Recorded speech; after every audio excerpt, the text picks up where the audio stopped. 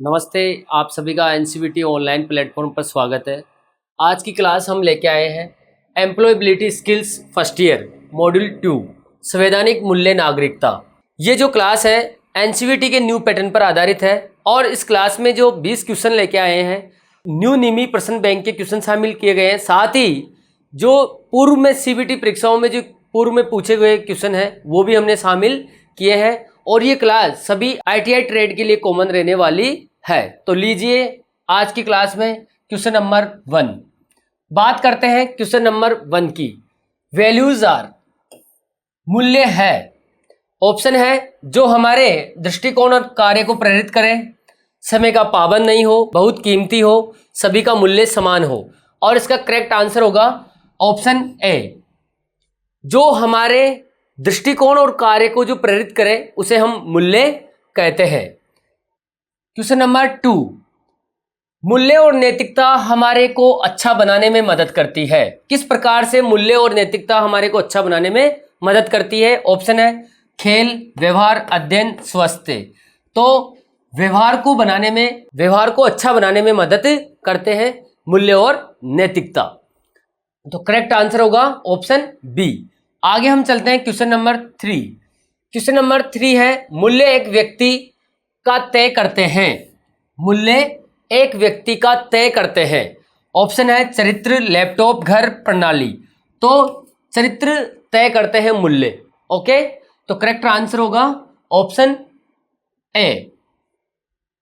आगे question number 4 एक व्यक्ति जो किसी देश के कानून का सम्मान और अनुसरण करता है वह एक है व्यापारिक व्यक्ति, बुरे कर्मचारी, जिम्मेदार नागरिक, छोटा बच्चा। तो आपको पता है कि जो व्यक्ति किसी देश के कानून का सम्मान और अनुसरण करता है वो क्या है? वो एक जिम्मेदार नागरिक है। ठीक है, तो ऑप्शन सी इसका करेक्ट आंसर होगा। Question number 5। क्वेश्चन नंबर 5 है भारत के कॉन्स्टिट्यूशन को कहा जाता है। मतलब भारत के जो कॉन्स्टिट्यूशन है, संविधान है, उसको क्या कहा जाता है? ऑप्शन है भारतीय अकादमी, भारतीय संविधान, उपन्यास, अखबार। तो आपको पता है कि भारतीय कॉन्स्टिट्यूशन को क्या कहा जाता है? भारतीय संविधान कहा जाता है। आगे हम चलते हैं क्वेश्चन नंबर 6। बात करते हैं क्वेश्चन नंबर 6 की। संविधान के उद्देश्य और सिद्धांतों के बारे में संक्षिप्त विवरण है। मतलब जो संविधान के उद्देश्य और सिद्धांत है उनको संक्षिप्त विवरण में क्या कहेंगे? मापांक, प्रस्तावना, इकाई, पाठ्यक्रम। तो उसको कहते हैं उद्देश्य और सिद्धांतों के बारे में जो संक्षिप्त विवरण है उसे कहते हैं प्रस्तावना। क्या कहते हैं? प्रस्तावना। तो इसका आंसर क्या होगा? ऑप्शन बी करेक्ट आंसर होगा। आगे हम चलते हैं क्वेश्चन नंबर 7। भारत एक संप्रभु देश है। इसका मतलब है कि यह अपना बना सकता है। क्या बना सकता है? ऑप्शन है धन, राज्य, चुनाव, नियम और निर्णय। तो इसका करेक्ट आंसर होगा ऑप्शन डी, नियम और निर्णय बना सकता है। क्योंकि भारत एक क्या है? संप्रभु देश है और इसका मतलब है कि यह अपना नियम और निर्णय बना सकता है। आगे हम चलते हैं क्वेश्चन नंबर 8। देखिए दोस्तों, ये जो क्वेश्चन है ये न्यू निमी प्रश्न बैंक पर आधारित है और इसमें पिछली जो सीबीटी परीक्षाएं हुई है उनके भी क्वेश्चन हमने शामिल किया है। न्यू निमी प्रश्न बैंकों के साथ साथ आप पुरानी जो निमी प्रश्न बैंक है उनको भी आप पढ़ते रहिए, क्योंकि नए और पुराने दोनों में से कहीं से भी क्वेश्चन पूछा जा सकता है। नए न्यू क्वेश्चनों के साथ साथ आप ओल्ड क्वेश्चन या ओल्ड जो निमी प्रश्न बैंक है वो भी आप पढ़ते रहें। बात करते हैं क्वेश्चन नंबर 8 की। क्वेश्चन नंबर 8 हमें प्रार्थना के लिए मंदिर, चर्च या मस्जिद जाने की स्वतंत्रता है। चरित्र के स्तंभ को कहा जाता है। मतलब प्रार्थना के लिए मंदिर और चर्च जा सकते हैं, मतलब जाने की स्वतंत्रता है। और चरित्र के स्तंभ को क्या कहा जाता है? तो क्या कहा जाएगा? ऑप्शन है जिम्मेदारी, बेईमानी करना, ईमानदारी, आदर। रेस्पेक्ट कहा जाता है। क्या कहा जाता है? रेस्पेक्ट। तो करेक्ट आंसर होगा ऑप्शन डी, आदर।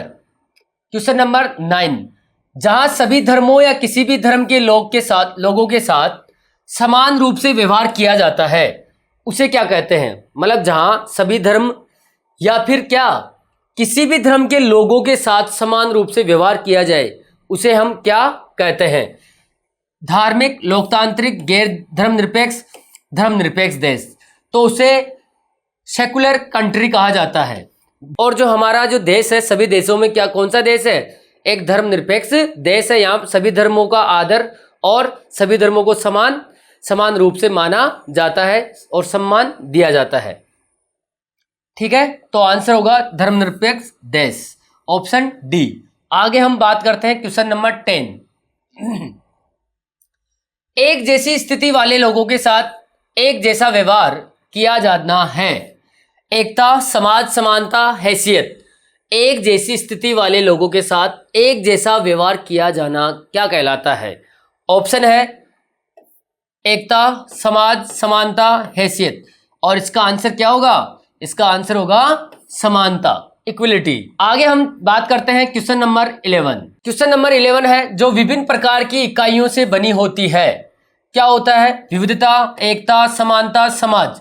और उसको कहते हैं विविधता, क्योंकि जो हमारा देश है विविधताओं में एकता बनाए रखता है और यहाँ पर सभी धर्मों के लोग और सभी जाति धर्म के लोग आपस में मिलजुल कर रहते हैं, इसलिए विविधता में एकता हमारे देश को कहा जाता है। और विभिन्न प्रकार की इकाइयों से जो बनी होती है उसे हम कहते हैं विविधता।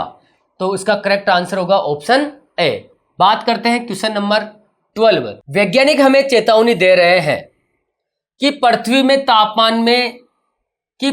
के तापमान में वृद्धि के कारण होता है। क्या होता है? ऑप्शन है भूस्खलन, गर्मी, ग्लोबल वार्मिंग, भूकंप। आपको पता है कि पृथ्वी के तापमान के कारण क्या होगा? ग्लोबल वार्मिंग हो सकता है। ठीक है, तो ऑप्शन क्या होगा? ऑप्शन इसका सी करेक्ट आंसर होगा। क्वेश्चन 13। ग्लोबल वार्मिंग के लिए मुख्य ग्रीन हाउस गैस कौन सी है? मतलब जो ग्लोबल वार्मिंग है उसके लिए मुख्य, इसमें से इंपॉर्टेंट गैस कौन सी है? ऑप्शन है oxygen, nitrogen, hydrogen, carbon dioxide. और इसके लिए है डी, आंसर होगा CO2, इसके लिए मुख्य गैस है। ठीक है, क्वेश्चन नंबर 14। एक मानव द्वारा उत्पन्न खतरा कौन सा है? मतलब मानव द्वारा खतरा कौन सा उत्पन्न हो सकता है इन ऑप्शन में से? भूकंप, चक्रवात, भूस्खलन, ज्वालामुखी। और मानव द्वारा जो खतरा उत्पन्न हो सकता है वो हो सकता है भूस्खलन, क्योंकि ये जो है भूकंप, चक्रवात, ज्वालामुखी ये सब क्या है? प्राकृतिक आपदाएं। ठीक है, तो यहाँ पर मानव द्वारा भूस्खलन खतरा उत्पन्न हो सकता है। आगे हम बात करते हैं क्वेश्चन नंबर 15। भूकंप को किस यंत्र से मापा जाता है? देखो ये सामान्य क्वेश्चन है जो आपको कंपटीशन में भी, ITI में तो आपको हेल्प करेंगे सही, इसके साथ में जो आप अन्य भर्तियों की इनकी भी अगर आप तैयारी करते हैं तो उनमें भी आपको ये हेल्प करेंगे। भूकंप को किस यंत्र से मापा जाता है? ऑप्शन है सिस्मोग्राफ, बारग्राफ, टेलीग्राफ, ऑसिलोग्राफ। तो सिस्मोग्राफ से भूकंप को मापा जाता है। Question number 16। क्वेश्चन नंबर 16 है पर्यावरण को बचाने के लिए 3 R है। क्या है? 3 ऑप्शन है रिजर्व, रियूज और reduce. Reduce, recycle, reuse. Reuse, reserve, reduce. Reserve, reduce, recycle. तो पर्यावरण को बचाने के लिए जो 3 R है ना, 3 R, वो है पर्यावरण को बचाने के लिए 3 R है।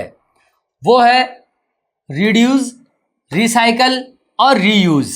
ठीक है, ये पर्यावरण को बचाने के लिए 3 R है। आगे हम बात करते हैं क्वेश्चन नंबर 17। क्वेश्चन नंबर 17 है किस डेसिबल पर ध्वनि खतरनाक ध्वनि प्रदूषण बन जाती है?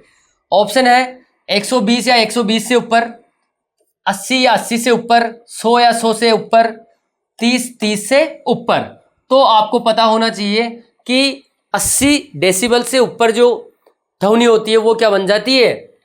ध्वनि खतरनाक बन जाती है और ध्वनि प्रदूषण का कार्य करने लग जाती है। ठीक है, बात करते हैं क्वेश्चन नंबर 18।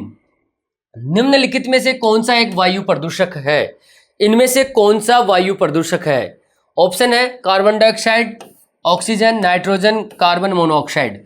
और इसमें से जो वायु का प्रदूषक है वो है कार्बन मोनोऑक्साइड, CO। ठीक है, क्योंकि ये जो है ना CO कार्बन मोनोऑक्साइड, ये ऑक्सीजन के संपर्क में आने के बाद ये एक जहरीली गैस बना देता है। ठीक है, तो ये वायु जो प्रदूषक है ये कार्बन मोनोऑक्साइड है।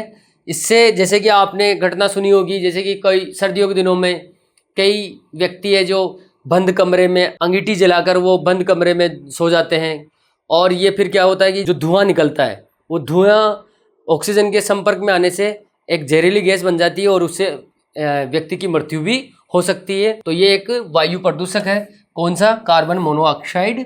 ठीक है, आगे हम बात करते हैं क्वेश्चन नंबर 19।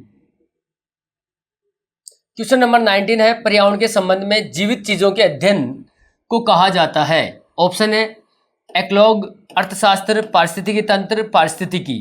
तो इसको क्या कहा जाता है? इकोलॉजी, पारिस्थितिकी कहा जाता है। क्वेश्चन नंबर 20, रसायनों, अपशिष्ट पदार्थों, प्लास्टिक को जल में छोड़ना कहलाता है। जल में छोड़ना, देख लो, मतलब शब्द पकड़ना है आपको कि क्या कहा जाता है। रसायन, अपशिष्ट पदार्थ, प्लास्टिक को जल में छोड़ना कहलाता है। जल में। ऑप्शन है ध्वनि प्रदूषण, भूमि प्रदूषण, जल प्रदूषण, वायु प्रदूषण। और इसका करेक्ट आंसर क्या होगा? जल प्रदूषण, क्योंकि हम किस में छोड़ रहे हैं? जल में छोड़ रहे हैं। तो कहाँ प्रदूषण होगा? जल में होगा। तो ऑप्शन करेक्ट आंसर होगा सी, वाटर पोल्यूशन। ठीक है, थैंक यू दोस्तों। उम्मीद करता हूँ कि ये क्लास आपको ज़रूर पसंद आई होगी। चैनल को ज़्यादा से ज़्यादा शेयर करें, सब्सक्राइब करें और लाइक और बेल आइकन ज़रूर दबाएं। जय हिंद, जय भारत।